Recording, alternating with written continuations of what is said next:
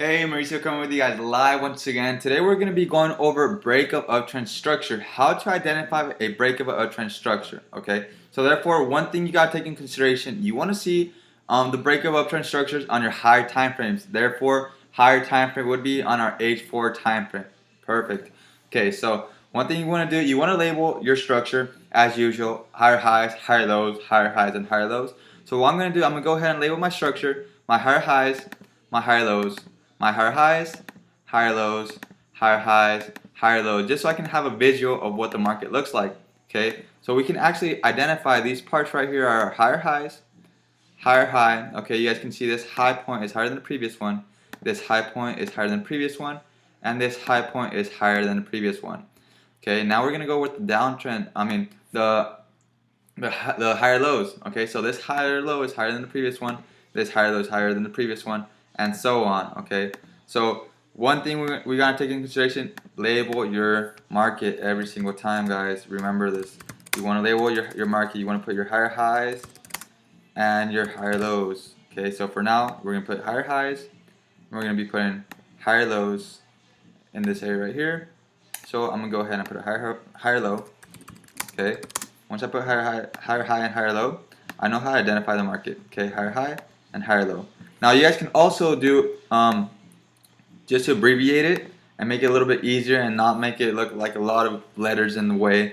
You guys can actually abbreviate it as a HL, which is higher low.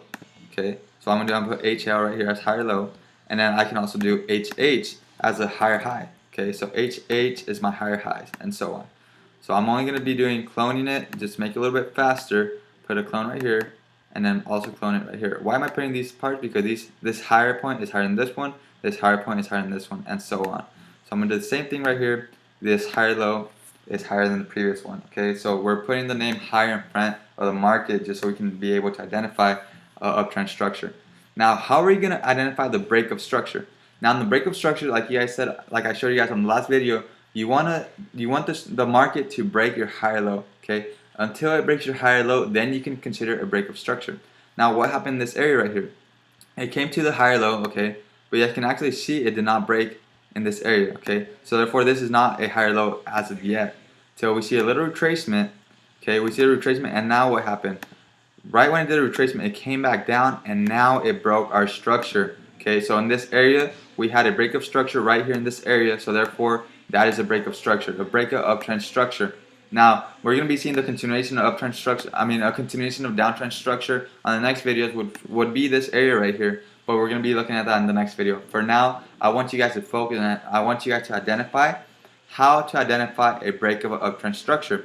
As you guys can see right here, we have higher highs, higher lows, higher highs, higher lows, higher highs, higher lows, higher high, came back down to this area, okay, and this higher low was respected as support for a while, okay.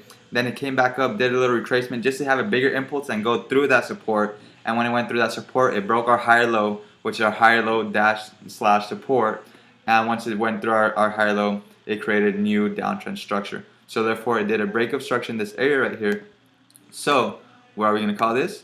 We're going to be calling this a breakup structure. Okay, so therefore I'll see you guys on the next video so you guys can actually identify how to do a breakup structure on H1 time frames as well. Okay, so for now, look at your overall time frame. H4 time frame is going to be the one helping you and making you identify where the market's actually going towards. Is it going on an uptrend or is it going on a downtrend? Since we broke structure on an uptrend, okay, and now we create a new structure for downtrend, we're not looking for buys no more. We are now looking for sells. So therefore, I'll see you on the next video for the H1 time frame breakup structures.